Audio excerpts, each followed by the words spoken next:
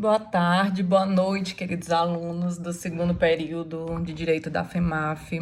É, Muito feliz de estar aqui falando com vocês, né? Apesar de toda a dificuldade que temos passado ultimamente, as situações agravando muito em relação ao Covid-19, mas parabenizar, né, a faculdade por ter esse meio de comunicação com vocês, não deixar que estejamos aqui de forma alguma sem aula, né? Sem darmos continuidade aos nossos trabalhos, que têm sido encontros muito proveitosos, né? E de repente não poderia ser diferente continuarmos nossos encontros por aqui, mesmo que de forma diferente, né? Respeitando aí o momento em que nós nos encontramos, tendo cada dia mais cautela na nossa saúde, na saúde dos nossos familiares. Eu que tive recentemente a perda de um parente, né, de um tio, alguém muito próximo a mim, que faleceu de Covid esse final de semana. Então, isso nos choca ainda, né, faz com que estejamos ainda mais tristes e que a gente venha redobrar os nossos cuidados diante de tanta dificuldade que temos encontrado agora, né? Os leitos estão aí todos ocupados, então vamos fazer de tudo para que nenhum de nós estejamos precisando de qualquer tipo de atividade médica por esses dias, né? Tentarmos nos cuidar o máximo possível, tá? Então, hoje é nosso primeiro encontro virtual, eu não tinha experiência nenhuma ainda nessa tarefa virtual, vai ser um encontro bem diferente e bem proveitoso, que eu acredito que sim. Parabenizar ainda, né? Aproveitar esse momento para parabenizar todas as mulheres. Eu quero parabenizar na pessoa da Dani Sena, que é uma mulher que está gestante. Então, assim, está no seu momento mais brilhante, né, de todas nós mulheres, que é o momento da nossa reprodução, o momento que mais nos encontramos sensíveis e demonstrando o quanto a nossa capacidade tem, tanto quanta capacidade temos, né, de estarmos efetivando os nossos trabalhos, levando a nossa vida profissional, educacional e ainda assim estarmos cuidando da nossa família, né? Então eu quero parabenizar em nome dela, na pessoa dela, melhor dizendo, todas as mulheres que fazem parte dessa turma do segundo período de Direito da Faculdade FEMAF. Tá, e vamos dar início, né? Então, assim, na última aula que nós estivemos falando sobre o poder constituinte, falamos sobre o poder constituinte originário, poder constituinte derivado. Então, foi basicamente a nossa aula e eu deixei para vocês um conteúdo para que vocês estivessem aprimorando o conhecimento com relação a essa sistemática, né, de poder constituinte, originário e derivado. Vimos todas as formas em que ele se encontra, né, o quanto ele é importante para inaugurar uma nova ordem, fazer com que um novo Estado venha surgir, organize o poder a partir dali e venha dar corpo, né, venha dar característica principal, dar corpo a essa nova Constituição, a esse novo Estado. O poder constituinte originário.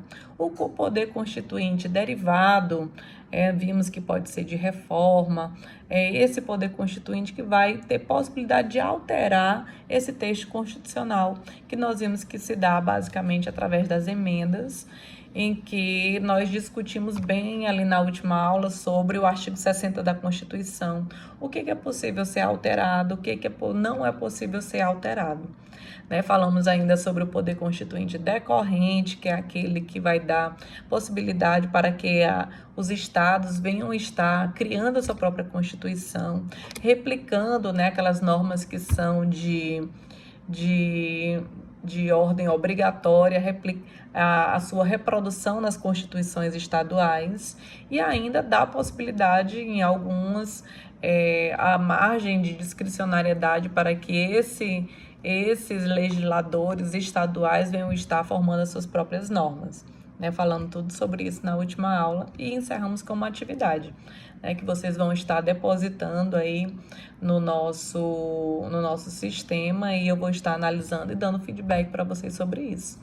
Hoje nós vamos mudar o nosso conteúdo, né? Vamos passar para um segundo tema, para o próximo tema, melhor dizendo, que está no capítulo 3 do livro do Marcelo Alexandrino, tá? Que foi disponibilizado para vocês esse material. Hoje nós vamos estar nesse capítulo 3, é o capítulo que vai tratar sobre princípios, direitos e garantias fundamentais, né? Então, esse capítulo é um dos mais importantes desse primeiro momento de Constitucional 1, porque vocês vão estar basicamente analisando os fundamentos dessa Constituição, né? Como ela se fundamenta, quais os objetivos do Estado brasileiro, como ele se apresenta, né? Então, compreendendo esses artigos, vocês vão compreender qual a finalidade de toda a organização que é feita do Estado brasileiro, né? Como ele se organiza a partir dos fundamentos e dos objetivos que nós vamos estar falando hoje, certo? Então, o título 1,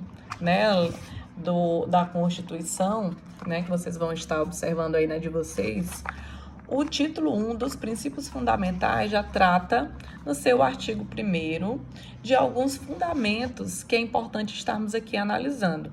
O primeiro deles, logicamente, que vai tratar, né, o artigo 1º da República Federal, que é a República Federativa do Brasil, formada pela união indissolúvel dos estados e municípios e do Distrito Federal.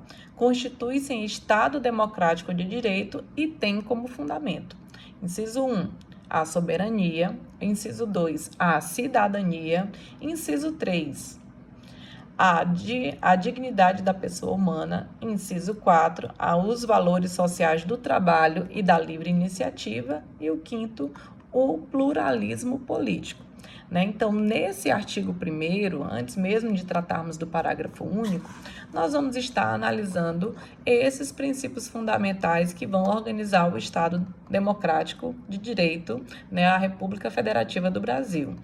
Nesse artigo 1º, em seu caput, resume em um só tempo, em uma única sentença, as características essenciais do Estado brasileiro. Nós vimos que trata-se de uma federação, que é a forma de Estado, de uma república, a forma de governo, e adota o regime político como sendo o democrático, né? Que é íncita a ideia de soberania, que é assentada no poder que emana do povo, que está lá no parágrafo único do artigo 1º. Constitui ademais um Estado de direito, né? Nós vimos que ao final ele vai dizer que constitui-se em Estado democrático de direito e tem como fundamentos, né? Então, o Estado democrático de direito implica dizer que a noção de poder ela é limitada, temos a limitação de poder pelo Estado, ou melhor, o Estado tem o seu poder limitado dentro da Constituição e dá garantias fundamentais aos indivíduos, né? Então, dentro dessa sistemática, podemos dizer que o artigo 1º, ele vai resumir, ele vai dar uma fotografia inicial do que é o Estado republicano brasileiro. Diz qual é a sua forma, qual é o governo, que o regime político é democrático e forma a partir dali o Estado de Direito, que é um Estado limitado pelo direito, né? Limita o Estado, dá forma a ele e ainda dá garantias fundamentais aos particulares, certo? Então, nesse sentido, a forma de Estado adotado do Brasil, que nós sabemos que é uma federação, que significa que nós temos uma coexistência dentro do Estado de unidades que são dotadas de autonomia política, que possuem competências próprias, discriminadas diretamente no texto constitucional. Ela é composta pela União, os Estados-membros, os municípios, né? Nós já vimos isso na última aula, enquanto estávamos falando desses entes: a União, os Estados-membros, o Distrito Federal e os municípios, conforme está no artigo 1º e no artigo 18 da Constituição. Todos eles são pessoas jurídicas dotadas de personalidade. Todos eles são pessoas jurídicas de direito público, autônomas e se encontram ligadas pelo princípio da indissolubilidade do vínculo federativo, ou seja, o vínculo federativo, ele é indissolúvel, não existe no Estado democrático brasileiro, no Estado federativo brasileiro, melhor dizendo, a possibilidade de